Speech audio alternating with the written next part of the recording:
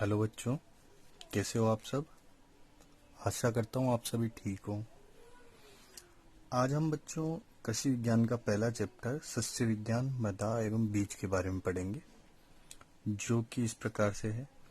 देखिए बच्चों, इस टॉपिक का जो रेशियो है वो है 3 नंबर का। मतलब कि जो आपके 56 नंबर का जो पेपर होगा उसमें से 3 नंबर के क्वेश्चन जो है इस चैप्टर में से आपसे पूछे जाएंगे।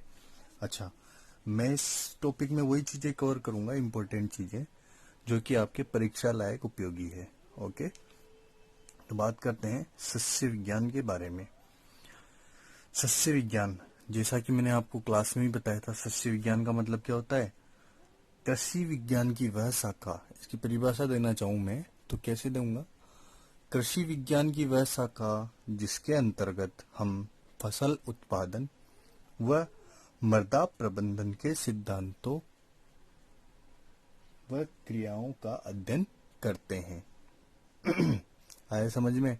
11th में भी आपने पढ़ा, 12th में दोबारा से आया सस्य विज्ञान, पता है ना आपको। हाँ, तो इस बारे में पढ़ते हैं अपन। सस्य विज्ञान। अब फसल उत्पादन में क्या आएगा? पहली चीज दे रखी है ना, फसल उत्पादन। अब इसमें क्या आएगा? फसल उत्पादन मतलब फसल को उगाना। कैसे उगाना? सबसे पहले भूमि की तैयारी करना, निराई गुड़ाई, ठीक है, और खरपतवार निकालना, सिंचाई करना, उपज भंडारण, कटाई छटाई, ये सारी क्रियाएं किसमें आती है? फसल उत्पादन। नेक्स्ट आता है मृदा प्रबंधन। मृदा प्रबंधन कैसे करोगे? आपकी मिट्टी कैसी है? जैसे कि मान लीजिए आपकी मिट्टी उर्वरक नहीं है, अम्लीय है, क्षारीय है, उसका उपचार किस तरह से आप करोगे? वो सारी चीजें किसमें आती है? मृदा प्रबंधन में। जैसे कि अम्लीय है तो उसको न्यूट्रल करो, क्षारीय है तो उसको न्यूट्रल करो। न्यूट्रल मतलब उसको उदासीन करो, कृषि उपयोगी बनाओ। ओके। अच्छा, इसी सस्य विज्ञान को बेटा अंग्रेजी में क्या कहते हैं अपन? एग्रोनॉमी। क्या कहते हैं बेटा? एग्रोनॉमी। अच्छा, इसकी उत्पत्ति किससे हुई है? लैटिन भाषा के। एग्रोनॉमी की उत्पत्ति किससे हुई है? लैटिन भाषा के साथ शब्द एग्रोनोमोस से। किससे हुई है बेटा? एग्रोनोमोस। एग्रोनोमोस का मतलब क्या होता है? एग्रोस प्लस नोमोस, भूमि या मृदा। इसको अधिकतर भूमि भी लिखा जाता है, ठीक है, तो कंफ्यूज मत होना। भूमि या मृदा। और नोमोज का मतलब क्या होता है? प्रबंधन। ये जो एग्रोनोमोज है वो 2 शब्दों से मिलकर बना है, एग्रोस प्लस नोमोज, भूमि व प्रबंधन। इसका शाब्दिक अर्थ क्या हो गया? भूमि का प्रबंधन किसमें किया जाता है? सस्य विज्ञान में। ओके बच्चों, अब नेक्स्ट आता है सस्य विज्ञान के क्षेत्रों के बारे में। तो सस्य विज्ञान के क्षेत्र के बारे में क्या पढ़ते हैं अपन? कि ये पहला क्षेत्र है कृषि उत्पादन में, नेक्स्ट है नियोजन में, फिर आता है व्यवसाय में, और चौथा आता है उद्योग में। ओके। अच्छा, अब बात करते हैं कृषि उत्पादन में। अच्छा, कृषि उत्पादन में कैसे सस्य विज्ञान का क्षेत्र कैसे आ गया? कि बहुत सारी ऐसी सस्य क्रियाएं हैं बच्चों जो कि कृषि उत्पादन में काम में आती है। जैसे कि सस्य क्रियाओं में उन्नत किस्में, खेत की तैयारी, फसलों का चुनाव, बुआई, कटाई, संरक्षण, गहाई, भंडारण इत्यादि, ये सारी क्या है? सस्य क्रियाएं, जो कि किसमें आती है? सस्य विज्ञान का एक कृषि उत्पादन क्षेत्र के अंतर्गत आती है। ओके। नेक्स्ट आता है बच्चों नियोजन में। नियोजन, नियोजन किसका? नियोजन सस्य विज्ञान का, कृषि का। कृषि का नियोजन इस प्रकार से किया जाए कि आने वाले समय में जो कृषि से रिलेटेड रोजगार है उनके अवसर बढ़ जाए, अधिक से अधिक रोजगार प्राप्त हो। वो कैसे? उसके लिए क्या करना चाहिए अपने को? जैसे कि कृषि शिक्षण संस्थाएं जो है वो जागरूक करें बच्चों को, जैसे कि आप लोग पढ़ रहे हो, है कोई अनुसंधान है, नई नई किस्मों का पर अनुसंधान किया जा रहा है, उनसे संकर किस्में उत्पादित हो रही है, इससे उत्पादन बढ़ रहा है। ओके, इस तरह की चीजें जो है इसमें आती है नियोजन में। इसके अलावा कोई बैंक में है, कृषि सलाहकार है, वो सलाहकार क्या करेगा? आपको ऋण देना, आपकी फसल का बीमा करना, इस प्रकार के कार्य करता है। ओके, तो इस चीजों के लिए नियोजन की आवश्यकता होती है। नेक्स्ट आता है व्यवसाय में। व्यवसाय किस प्रकार का व्यवसाय? जैसे कि मान लीजिए आपने बीएससी एग्रीकल्चर कर ली, ठीक है, ये आपके पास एक डिग्री हो गई है। अब मैं आपको कहूं कि खेती करो, तो आप किस प्रकार की खेती करोगे बच्चों? एक तरह से वैज्ञानिक खेती करोगे आप। क्यों? जो आपके परिवारजन हैं वो कौन सी कृषि करते आ रहे हैं? पारंपरिक कृषि करते आ रहे हैं। वो जैसे भाई बीज लाया, बोए, पानी छोड़ा और दवाई छिड़की और ये कटाई कर ली। परंतु आप क्या करोगे इसमें, एक नई तकनीकी से क्या करोगे आप इसमें कृषि करोगे, जिसको वैज्ञानिक कृषि कहेंगे अपन। ओके। नेक्स्ट आता है उद्योग। उद्योग कैसे कैसे? उद्योग किसी भी प्रकार की, जैसे मैंने आपको फर्स्ट क्लास में बताया था, एग्रीकल्चर क्या है? स्टार्टिंग सुबह की शुरुआत से लेकर रात को सोने तक हम जितने भी प्रोडक्ट्स का उपयोग करते हैं वो किससे प्राप्त हो रहे हैं? हमारे को एग्रीकल्चर से। और उन्हीं एग्रीकल्चर प्रोडक्ट्स को जिन उद्योगों में बनाया जाता है वहां पे कच्चा माल जो है वो कृषि से लिया जाता है।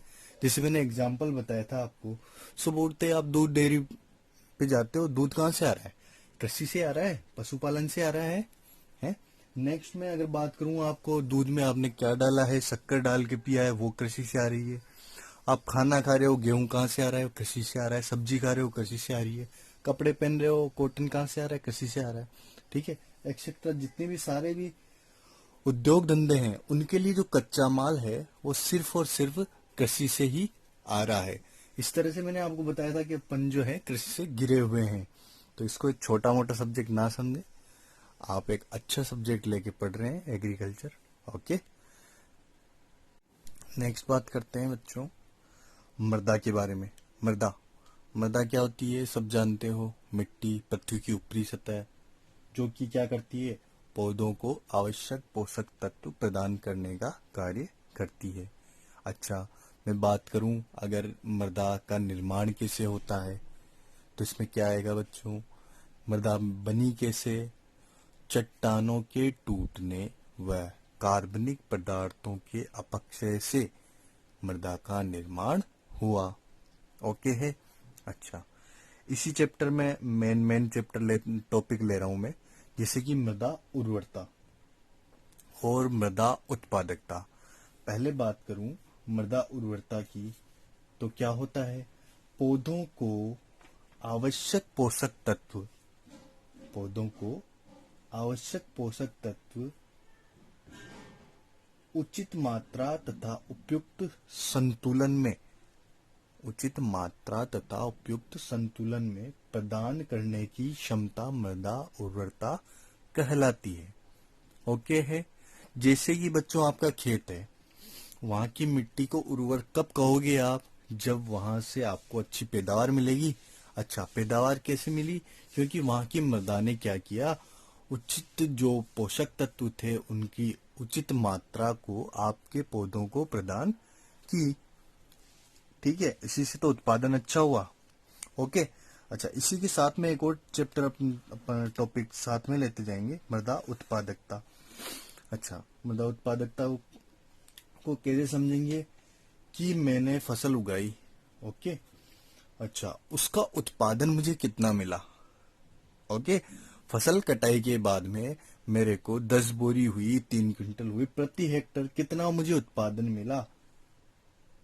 मतलब कि बच्चों सीधी सीधी बात, प्रति हेक्टर मुझे कितनी पैदावार प्राप्त हुई, इसका मतलब क्या होता है? मृदा उत्पादकता से।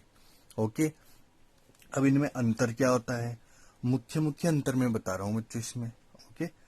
पहला अंतर, अच्छा, मृदा उर्वरता का संबंध जो है, मृदा उर्वरता का संबंध किससे होता है? मृदा उर्वरता का संबंध आवश्यक पोषक तत्वों की उचित मात्रा से।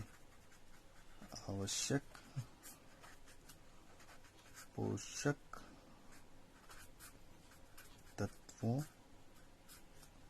की उचित मात्रा प्लस सही अनुपात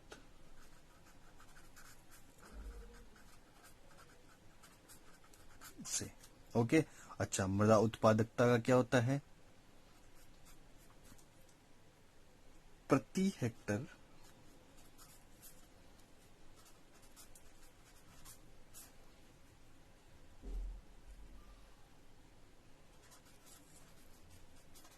फसल उत्पादन। ठीक है, मृदा उर्वरता में तो क्या देखते हैं अपन, मैं चेंज कर देता हूं आपके लिए। ठीक है, प्रति हेक्टर फसल मृदा उर्वरता में क्या देखते हैं, आवश्यक पोषक तत्वों की उचित मात्रा और सही अनुपात। और मृदा उत्पादकता में क्या दिखा जाता है, प्रति हेक्टर फसल उत्पादन। नेक्स्ट अंतर की बात करें अपन दूसरा, तो वो होगा जो बेटा उर्वर मृदा होगी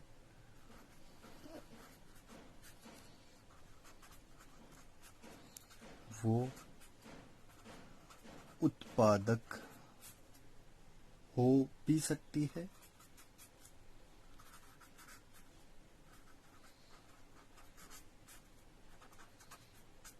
और नहीं भी।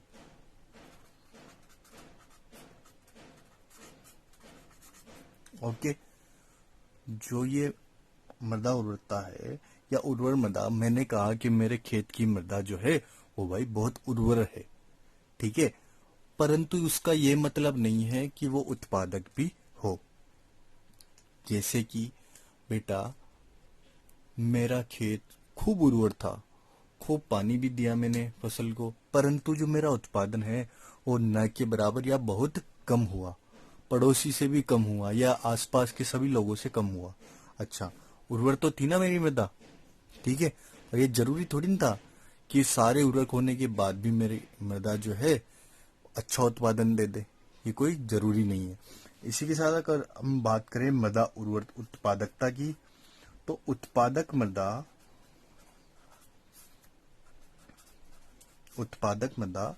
हमेशा ही उर्वर होगी। तो क्या समझ में आया भाई, मेरे खेत में 50 बोरी गेहूं हो गया। ठीक है, मतलब मेरी मृदा उत्पादक अच्छा हो गया, उत्पादन अच्छा हो गया। इसका मतलब सीधा सीधा मतलब क्या है, तो वो मृदा तो भाई उर्वर तो थी। ठीक है, उर्वर थी इसीलिए तो उत्पादन अच्छा हुआ, तो वो मृदा उत्पादकता में उर्वर होगी ही होगी। ठीक है, नेक्स्ट बात करते हैं अपन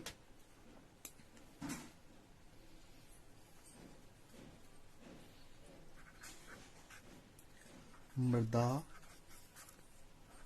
उर्वरता की जांच। मृदा उर्वरता की जांच, ठीक है, कैसे की जाती है बेटा, प्रयोगशाला में। कहाँ की जाती है बेटा इसकी जांच, प्रयोगशाला में।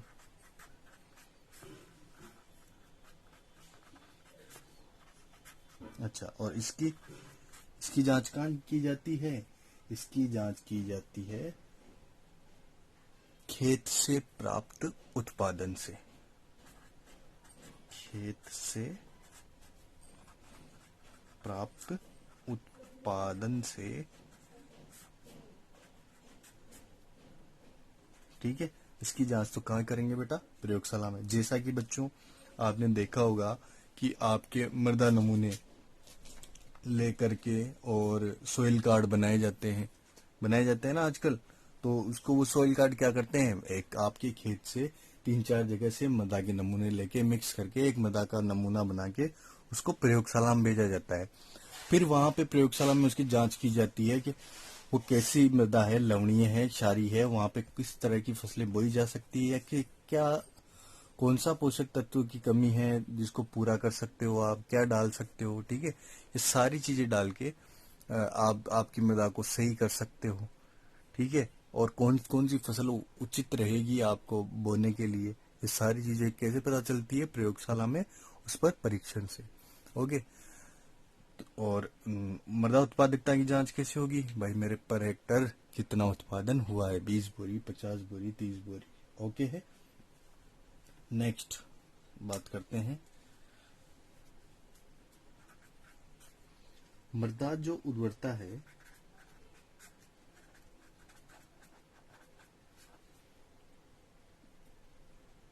यह मृदा उत्पादकता का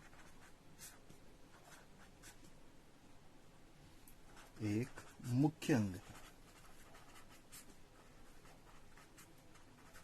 ठीक है, अब इसके अंतर्गत क्या आते हैं, इसके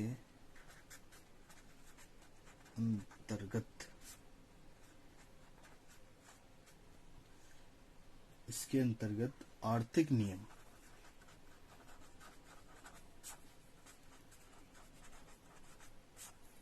कोमा, अभी सब बताऊंगा मैं, मांग कोमा पूर्ति कोमा उत्पादन व्यय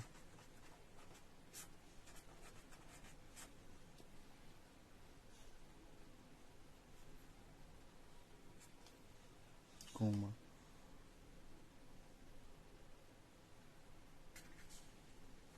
उपज का मूल्य नगण्य है। ठीक है, और इसके अंतर्गत क्या होता है, यह एक व्यापक शब्द है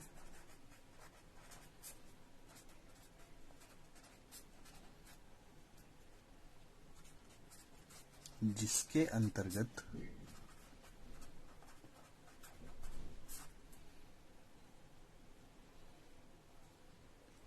भौतिक क्रियाएं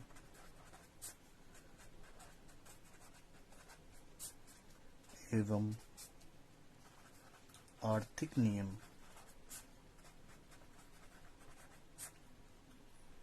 सम्मिलित है।